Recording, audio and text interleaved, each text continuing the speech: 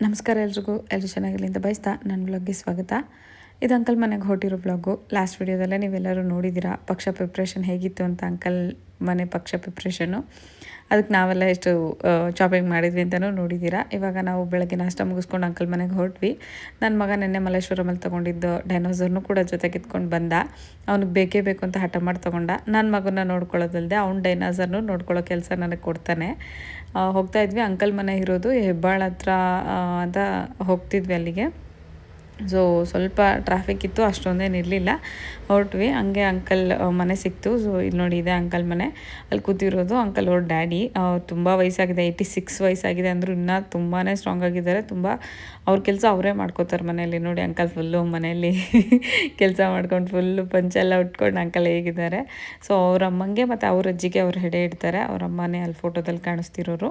ಎಲ್ಲ preparation ready ಆಗ್ತಾಯಿತ್ತು. ಇದು ವೀರಭದ್ರ ಸ್ವಾಮಿ, ನಮ್ಮ ಮನೆ ದೇವರು, ನಮ್ಮ ಮಮ್ಮಿ ಮನೆ ದೇವರು ಮತ್ತು ಅಂಕಲ್ ಮನೆ ದೇವರು ವೀರಭದ್ರ ಸ್ವಾಮಿಗೆ ಒಂದು ನಮಸ್ಕಾರ ಹಾಕ್ಕೊಂಡು ಅಲ್ಲೇ ದೇವ್ರಿಗೆ ನಮಸ್ಕಾರ ಮಾಡ್ಕೊಂಡು ಬಂದ್ವಿ.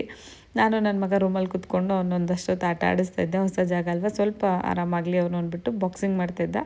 ಅವನಂತೂ ಸಿಕ್ಕಾಪಟ್ಟೆ ಬಾಕ್ಸಿಂಗ್ ಮಾಡ್ತಿದ್ದ. ನೀವು ನೋಡಿದರೆ ಗೊತ್ತಾಗಿರುತ್ತೆ ಹಳೆ ವೀಡಿಯೋಸಲ್ಲಿ ಬಾಕ್ಸಿಂಗ್ ಅಂತ. ಇದು ಅಂಕಲ್ ಅವರ ಅಕ್ಕ, ಅವರು ಚಪಾತಿ ಮಾಡ್ತಾಯಿದ್ರು, ಅಡುಗೆಗೆಲ್ಲ ರೆಡಿ ಮಾಡ್ಕೋತಾಯಿದ್ರು. ಅಮ್ಮ ಮತ್ತು ಅಂಕಲ್ ನೆಂಟರು ಬಂದಿದ್ರು, ಅವರು ಕೂಡ ರೆಡಿ ಮಾಡ್ಕೋತಾಯಿದ್ರು. ನನ್ನ ಮಗ ನನಗೆ ಹೆಲ್ಪ್ ಮಾಡ್ತೀನಿ ಸೊಪ್ಪು ಬಿಡ್ಸೋಕ್ಕೆ ಅಂತ ಹೇಳ್ಬಿಟ್ಟು ನನ್ನ ಜೊತೆ ಕೂತ್ಕೊಂಡು ಸೊಪ್ಪನ್ನ ಬಿಡಿಸ್ತಾ ಇದ್ದ. ಅವ್ನು ಒಂದು ಲೆಕ್ಕದಲ್ಲಿ ಬಿಡಿಸ್ತಾ ಇದ್ದ, ಜೊತೆಗೆ ಕಸದಕ್ಕೆ ನಾನು ಏನು ಸೊಪ್ಪು ಬಿಡಿಸಿದ್ದೀನೋ ಅದನ್ನು ಕೂಡ ಸೇರಿಸಿದ್ದ.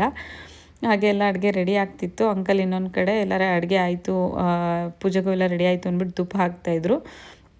ಅದಾದಮೇಲೆ ಅಡುಗೆ ಎಲ್ಲ ರೆಡಿ ಆಗಿತ್ತಲ್ಲ, ಎಡೆ ಇಡೋಣ ಅಂದ್ಬಿಟ್ಟು ಎಡೆ ಸ್ಟಾರ್ಟ್ ಮಾಡಿಕೊಂಡು ಎಲ್ಲ ಊಟನ ಎಡೆಗೆ ಬಡಿಸಿ ಅಂಕಲ್ ದೀಪ ಹಚ್ಚಿಸಿ ಪೂಜೆ ಮಾಡಿದ್ರು. ಎಲ್ಲರೂ ಅಲ್ಲ ಒಂದಷ್ಟು ಊಟ ಮಾಡಿ ಟೈಮ್ ಸ್ಪೆಂಡ್ ಮಾಡಿ ಸಾಯಂಕಾಲ ಒಂದು 7 ಗಂಟೆ ಆಗಿತ್ತು. ಮನೆಗೆ ಹೊರಟ್ವಿ. ಮನೆಗೆ ಸೀದಾ ಬರಲಿಲ್ಲ ನಾವು. ನನ್ನ ಮಗನ ಮಲ್ಲೇಶ್ವರಂ ರೌಂಡ್ ಓಡ್ಸೆ ಕರ್ಕೊಂಬರ್ಬೇಕು. ಮನೆ ಹತ್ರ ಇಳಿಯಪ್ಪ ಅಂದರೆ ಇಳಿಯಲ್ಲ, ಆಳಕ್ಕೆ ಸ್ಟಾರ್ಟ್ ಮಾಡಿಬಿಡ್ತಾನೆ.